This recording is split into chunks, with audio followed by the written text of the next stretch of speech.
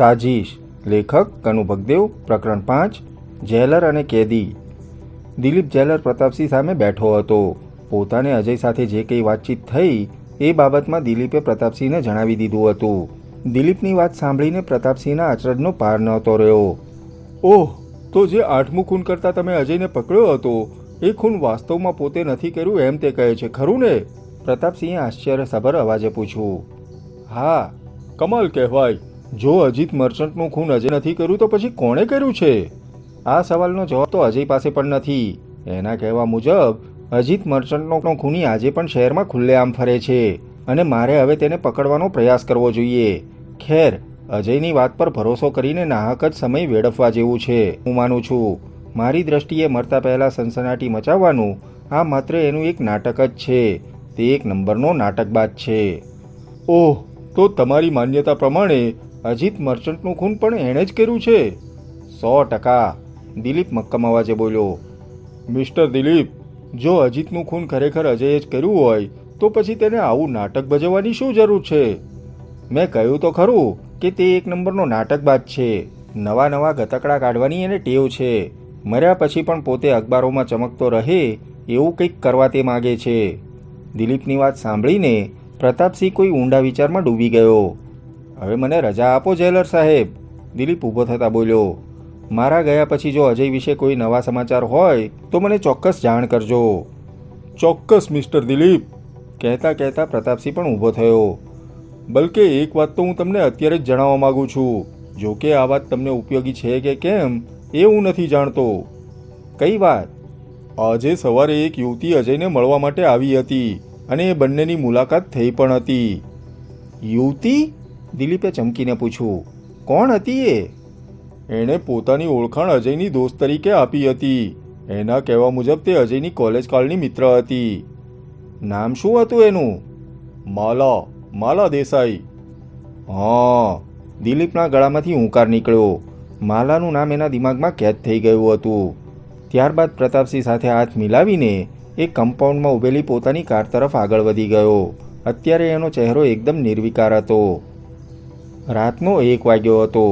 અત્યારે ચોમેર પૂર્ણિમાના ચંદ્રનું અજવાળું પથરાયેલું હતું અને રાતના સન્નાટામાં અલૌકિક વાતાવરણ ઉત્પન્ન કરતું હતું. સેન્ટ્રલ જેલમાં સલામતીનો કડક બંદોબસ્ત હતો. ઈચ્છા હોય તો પણ કોઈ કેદી નાસી શકે તેમ ન હતો. પરંતુ તેમ છતાંય જેલર પ્રતાપસિંહની આંખોમાં ઊંઘનું નામો નિશાન નહોતું. એ વ્યાકુળતાથી પોતાના શયનખંડમાં આમથી તેમ આંટા મારતો હતો. રહી રહીને એની નજર સામે અજય સક્સેનાનો ચહેરો તરવરી ઉઠતો હતો.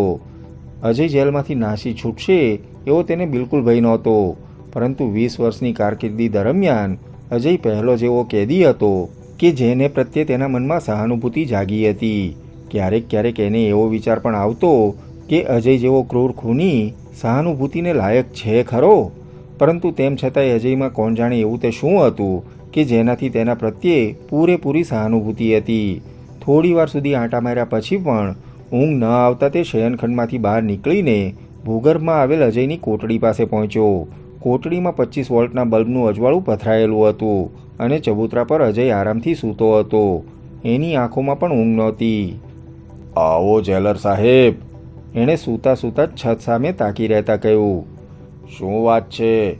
મને તો એમ કે આજની રાત્રે માત્ર હું એકલો જ જાગું છું. મારે તારી સાથે થોડી વાત કરવી છે અજય, પ્રતાપસિંહ કોટડીના સળિયા પાસે પહોંચીને બોલ્યો. એની વાત સાંભળીને અજય હસ્યો. કમાલ કહેવાય, તમે મારી સાથે વાત કરવા માંગો છો? વાંધો નહીં, જાણે પ્રતાપસિંહ પર ઉપકાર કરતો હોય એવા અવાજે એણે કહ્યું. બોલો, શું કહેવું છે તમારે? અજય, પ્રતાપસિંહનો અવાજ બેહદ ગંભીર અને શાંત હતો. અદાલતે તને કેટલી ખતરનાક સજા ફરમાવી છે એની તને ખબર નથી લાગતી. કાયદાની કલમમાં ફાંસીથી મોટી અને ખતરનાક સજા બીજી કોઈ નથી. આજે તું જીવતો છો, પરંતુ 2 દિવસ પછી તારો આ હસતો રમતો દેહ સળગીને રાખ થઈ ગયો હશે. 2 દિવસ પછી? અજય ચબૂતરા પરથી ઉતરીને સળિયા પાસે ધસી આવ્યો. ના જેલર સાહેબ, ગણતરી કરવામાં તમારી કંઈક ભૂલ થતી લાગે છે. 2 દિવસ નહીં, 2 દિવસમાં 5 કલાક અને 40 મિનિટ ઓછી. આ ઘડિયાળ જુઓ, મેં થોડી પળો પહેલાં જ ગણતરી કરી હતી અને મારી ગણતરી ક્યારેય ખોટી નથી હોતી એ તો તમે જાણો છો. બરાબર 42 કલાક અને 20 મિનિટ પછી મને ફાંસીના માંચડે લટકાવી દેવામાં આવશે. બસ જલ્લાદના એક જ ઝાટકાથી મારો ખેલ ખતમ થઈ જશે. પ્રતાપસિંહના રોમરોમમાં ધ્રુજારી ફરી વળી. અજય, તારે તારી સજાની વિરુદ્ધ હાઈકોર્ટમાં અપીલ કરવી જોઈએ એવું તને નથી લાગતું? પ્રતાપસિંહે ગંભીર અવાજે કહ્યું. મનની વાત છેવટે એના ઓઠ પર આવી જ ગઈ. આ વાત કહેવા માટે જ તો તે અહીં આવ્યો હતો. અજયના ગળામાંથી પિશાચ જેવું હાસ્ય નીકળ્યું. જાણે જેલર પાગલ બની ગયો હોય એમે ડોળા ફાડી ફાડીને એની સામે જોવા લાગ્યો. અજયની નજરમાં કોણ જાણે શું હતું કે જેલરના કપાળ પરથી પરસેવાની ધાર નીતરવા લાગી. હાઈકોર્ટમાં અપીલ કરવાથી શું વળશે જેલર સાહેબ? હસવાનું બંધ કરીને અજય બોલ્યો. શું અપીલ કરવાથી મારી સજા માફ થઈ જશે? શું મને છોડી મૂકવામાં આવશે? ન, તને છોડવામાં તો નહીં આવે. અલબત્ત અપીલ કરવાથી તારી ફાંસીની સજા આજીવન કેદમાં જરૂર ફેરવાઈ શકે તેમ છે. એમ કહો ને જેલર સાહેબ કે મારે જેલની આ દિવાલો વચ્ચે રીબાઈ રીબાઈને મરવું પડશે. અજય કડવા અવાજે બોલ્યો. ના જેલર સાહેબ, જો મરવાનું જ હોય તો હું એક જ ઝાટકે મરવાનું પસંદ કરીશ. કહેતા કહેતા સહસા એનો અવાજ એકદમ ધીમો થઈ ગયો. હા, જો મને મદદ જ કરવાની તમારી ઈચ્છા હોય તો એક મદદ કરો. શું? મને કોઈ પણ રીતે છોડી દો. અજયનો અવાજ પૂર્વવત રીતે એકદમ ધીમો હતો. અથવા તો પછી આ જેલમાંથી નાસી છૂટવામાં મારી મદદ કરો. આ જેલમાંથી નાસી શકાય એવો કોઈકને કોઈક ગુપ્ત માર્ગ તો જરૂર હશે જ. પ્રતાપસિંહ નર્યા અચરજથી અજયના ચહેરા સામે તાકી રહ્યો. એક જેલર સમક્ષ આ જાતનો પ્રસ્તાવ મૂકતા પણ એ સહેજેય ડર્યો નહોતો. ઘડીભર તો કોટરીનો દરવાજો ઉઘાડી મારી મારીને અજયના હાડકા પાંસળા એક કરી નાખવાનું પ્રતાપસિંહને મન થઈ આવ્યું.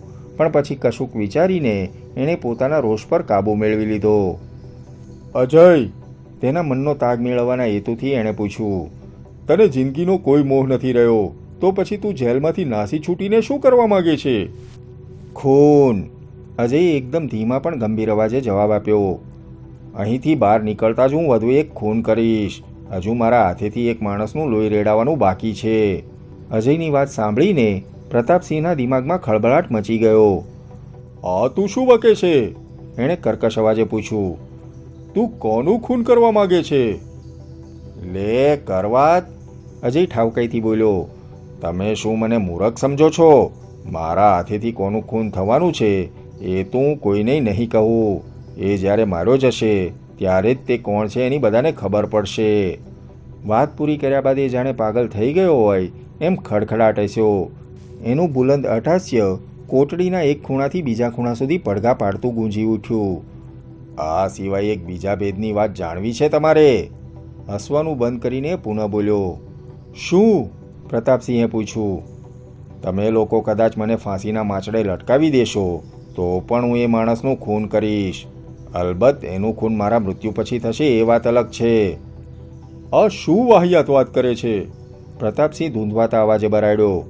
એક મરેલો માણસ વળી કોઈનું ખૂન કેવી રીતે કરી શકે? કરશે. અજય એક એક શબ્દ પર ભાર મૂકીને આત્મવિશ્વાસથી ભરપૂર અને મક્કમ અવાજે બોલ્યો. આ વખતે એક મૃત્યુ પામેલો માણસ જ ખૂન કરશે. તમે બધા તમારી સગી આંખે આ આશ્ચર્યજનક અને હચમચાવી મૂકનારો ચમત્કાર થતો જોશો. તું ખરેખર ગાંડો થઈ ગયો લાગે છે. હું જ મૂર્ખ હતો કે તને સલાહ આપવા દોડી આવ્યો. કહીને પ્રતાપસિંહ મનોમન ધૂંધવાતો લાંબા લાંબા ડગલા ભરતો ત્યાંથી વિદાય થઈ ગયો. અજયની વાતનું કોઈ ધડમાથું એને નહોતું સમજાયું. સવારનો સમય હતો. CID હેડક્વાર્ટર સ્થિત મેજર નાગપાલની ચેમ્બરમાં ગંભીરતાભર્યો સન્નાટો છવાયેલો હતો. અત્યારે ચેમ્બરમાં નાગપાલ ઉપરાંત દિલીપ, રજની અને ધીરજ પણ મોજૂદ હતા. અંકલ, છેવટે રજનીએ ચૂપકીદીનો ભંગ કરતા કહ્યું. આપણે અજયની વાતને આટલું મહત્ત્વ ન આપવું જોઈએ. સજાના ભયથી એનું ભેજું ચસકી ગયું છે અને ચસકેલ ભેજાનો માણસ તો મન ફાવે તેવો લવારો કરે છે.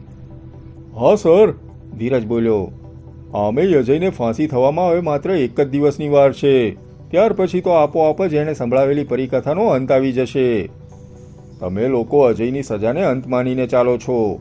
નાગપાલે પાઇપમાંથી કસ ખેંચીને એક એક શબ્દ પર ભાર મૂકતા ગંભીર અવાજે કહ્યું.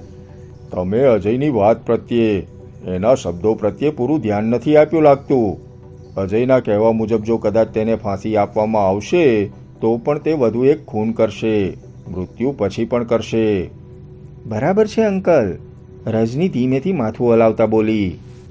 પરંતુ લાખ રૂપિયાનો સવાલ એ છે કે મૃત્યુ પામ્યા પછી કોઈ પણ માણસ કેવી રીતે ખૂન કરી શકે?